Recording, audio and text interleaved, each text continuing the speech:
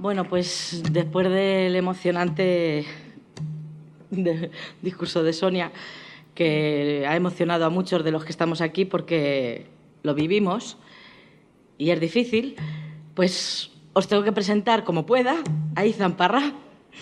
Es un chico trans de 20 años, estudiante de trabajo social y activista por los derechos de las personas trans.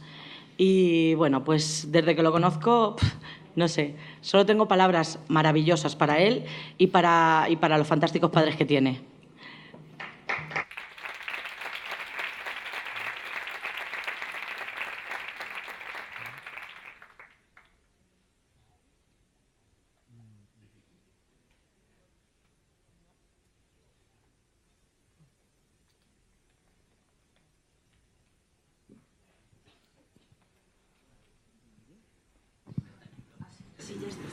Ya está, me quedo aquí. Ok. Lo primero que quería decir es que quiero dedicar esta ponencia a las personas que ya no están aquí, a las asesinadas, a los asesinados y a las asesinadas que desde la Inquisición, aunque no aparezcan textos históricos, las personas trans han estado ahí, han estado en la caza de brujas, han estado en hogueras, las han matado, las han asesinado. Quiero dedicar esta ponencia a las putas, a las racializadas y a todas esas personas que debido a cómo funciona el sistema social en el que vivimos, por desgracia, ya no tienen voz. Creo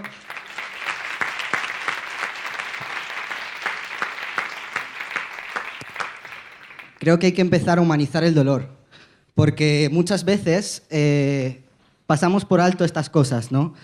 Hay un asesinato, hay un suicidio, están muriendo millones de personas en el mundo, lo vemos en las noticias, luego viene la publicidad y ya se nos ha olvidado. No podemos continuar con esto. Es cierto que las personas trans somos un 1% de la población, pero el dolor que pasamos en nuestras vivencias, os aseguro que puede ser una cifra muchísimo más alta. Creo que es importante saber lo que es ser trans. Y ser trans tiene doble filo. Tiene la parte de la identidad, que es la parte psicológica y mental del yo, cómo nos conformamos cuando empezamos a crecer, y tiene la parte social, donde aparece el género. Y para mí fue un descubrimiento muy importante cuando descubrí a algunas teóricas que empezaron a hablar del género, como Simone de Beauvoir, que dice que mujer no se nace, que se llega a serlo. O como Joan Scott, que dice que el género es una categoría social impuesta en el cuerpo sexuado. O como Judith Butler, que dice que el género es un devenir, que es una manera de performar la vida, que es una manera de enfrentarse al mundo, es una herramienta política, es una tecnología. Y gracias a estas teorías y a estas feministas tan importantes que hemos tenido, hoy podemos entender lo que es ser una persona trans, gracias al análisis del género. Luego tenemos las teorías esencialistas que dicen que mujer se nace, que son los rasgos biológicos los que determinan. Y sí, fueron los rasgos biológicos los que determinaron los roles de género en la sociedad. Pero nos dimos cuenta de que esto no era así, de que las personas nos construimos, que somos vivencias, que crecemos, que sufrimos, que tenemos emociones y que dependemos de los demás también para esto. Entonces, hay varias corrientes psicológicas que han estudiado lo que es ser trans y que han estudiado el género. Tenemos la perspectiva biológica, donde John Money, que fue un sexólogo, hablaba de que son las hormonas y las que definen los roles de género, ¿no? Yo no estoy nada de acuerdo. De hecho, yo desde que tomo hormonas, llevo 3 años hormonándome, soy una persona mucho más afeminada, porque me he empoderado, porque me he podido enfrentar al mundo con una manera más fácil de mostrar mi corporalidad.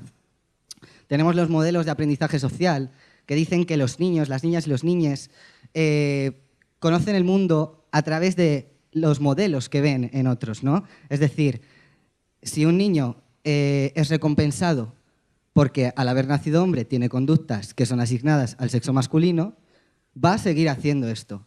Igual que pasa con las niñas. Entonces, ¿qué pasa? Que como los modelos son tan binarios, ¿no? y tan establecidos por la normativa cisgénero, pues no podemos salirnos de aquí, ¿no? Porque aprendemos a partir de modelos. O igual tenemos los modelos cognoscitivos que dicen que creamos esquemas de género. A partir de los 4 años, un niño ya tiene un sentido de la permanencia de género, ¿no? ¿Y qué pasa con estos esquemas? que estos esquemas son impuestos, son construidos. Nacemos y socializamos con estos esquemas tan normativos. Entonces, el esquema de género que creamos en nuestras mentes nos impide abrir los ojos y ver que hay mayor diversidad en el mundo.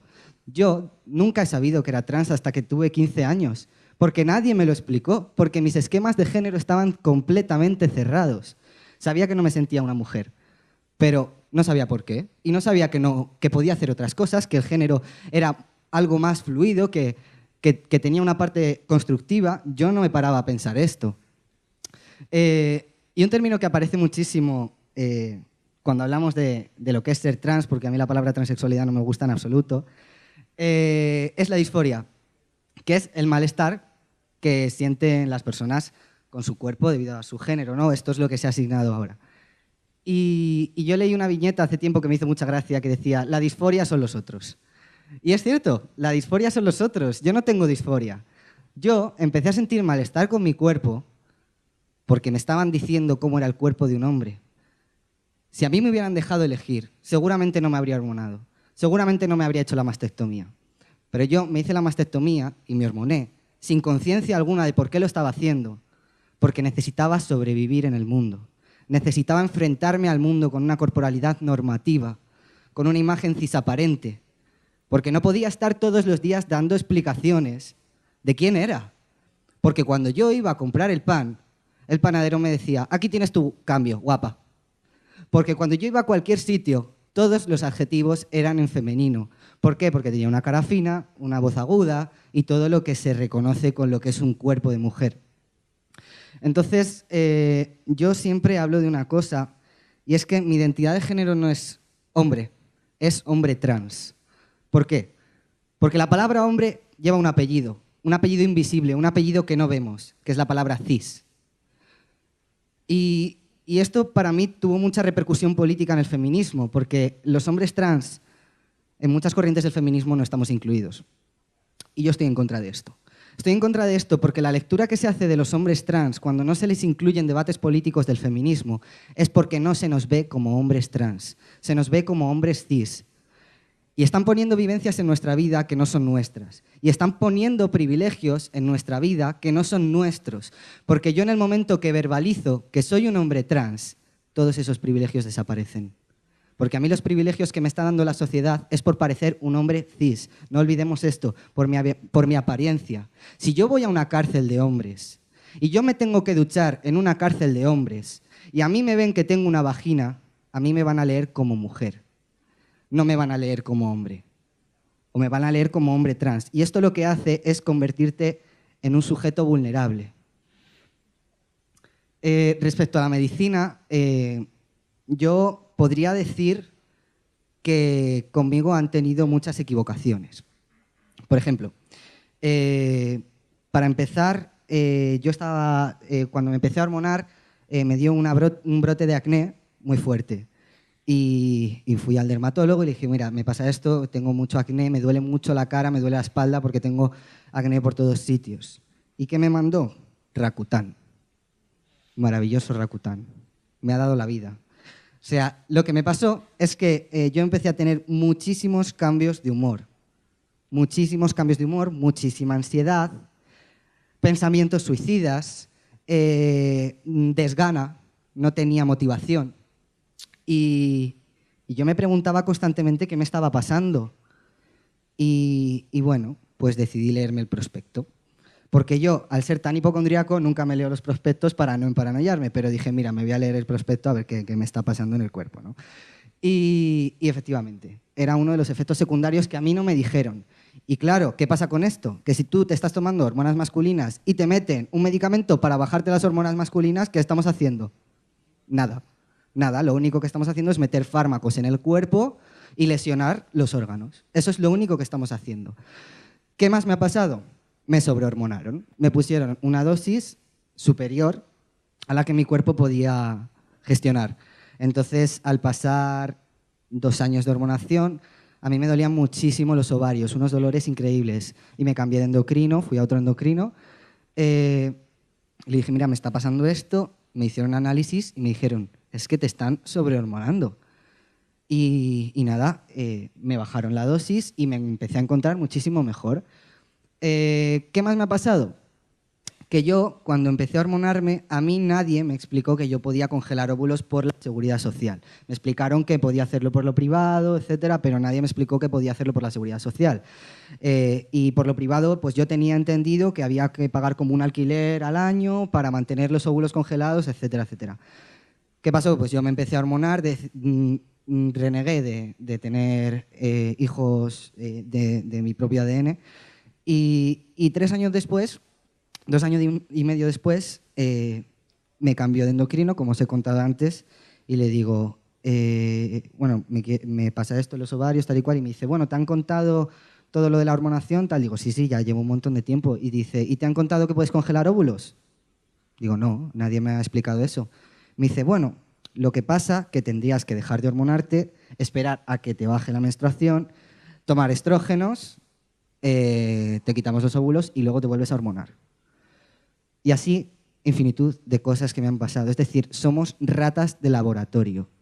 Las personas trans somos ratas de laboratorio de la medicina, de las industrias farmacéuticas. Por favor, vamos a parar ya. Vamos a empezar a dejar de experimentar con las personas. Porque aparte de todas estas experimentaciones que estamos haciendo con nuestro cuerpo, a su vez estamos pasando un proceso mental que muchas personas, no todas, porque no todas sufren, y eso es cierto, hay muchas personas que lo llevan con naturalidad y que han tenido la suerte de no sufrir tanto, pero hay otras que hemos desarrollado muchas sintomatologías, como ha explicado el doctor Pedreira antes, como ansiedad, disociaciones, estrés, y bueno, muchísimas cosas. Claro, si tú le estás metiendo tantos fármacos al cuerpo, estás experimentando con un cuerpo y encima te sientes así por circunstancias de la vida que llevan la transfobia integradas, claro, dices, ¿qué están haciendo conmigo? Soy un experimento social, no soy otra cosa que un experimento social. Y bueno, me gustaría hablar un poco de las personas no binarias, ya que no hay ninguna en la mesa y creo que son una parte muy importante del colectivo trans. Las personas no binarias son personas trans, como otras cualquiera. La diferencia es que no están legitimadas y se las humilla porque el lenguaje neutro, como no es oficial, bueno, pues la gente se lo toma a burla, ¿no? Entonces empiezan a hacer bromas con nombres que no tienen, con nombres comunes, cambiándoles de género, poniéndoles el género neutro, vacilando, humillando, haciéndoles sentir que no forman parte de la sociedad. Y esto es un problema. Esto es un problema porque estas personas al final acaban muy aisladas, ¿vale? No se les deja integrarse. Porque claro, si vivimos en un sistema binario y tú tienes que obligatoriamente definirte como hombre o como mujer, lo que se te está negando es una identidad. Y es tu identidad de género. Y como he dicho antes, el género se construye. El género no es binario, ¿vale? Hay hombres y mujeres, por supuesto, pero hay muchas más identidades, porque el género se construye y el género va cambiando a lo largo de la historia. El género no es igual ahora que hace 2 siglos o hace 3 siglos. El género y la concepción de género cambia todo el tiempo. Y también me gustaría hablar del estigma que hay hacia las personas trans. Hay un texto de Goffman que se llama Estigma, que habla de que los griegos ya hablaban del estigma con las personas que tenían heridas en su cuerpo y que eran marcadas como traicioneras o como delincuentes. Y es lo que pasó con las personas trans. Estábamos marcadas en la sociedad, estábamos situadas en un lugar, en la clandestinidad, en los espacios de consumo. ¿Y qué pasa con las personas trans? Que no somos útiles. No somos útiles para las relaciones de producción ni para los medios de producción. ¿Por qué? Porque no podemos reproducirnos. Por lo tanto, no podemos, sí podemos. Por supuesto que podemos, pero no nos dejan. Podemos reproducirnos, pero no nos dejan y está legitimado porque es una cosa que no es normativa. Entonces, ¿qué pasa? Que no somos útiles y al no ser útiles para un sistema de consumo, se nos deja debajo de la alfombra, ¿vale? Entonces, se nos convierte en la clandestinidad.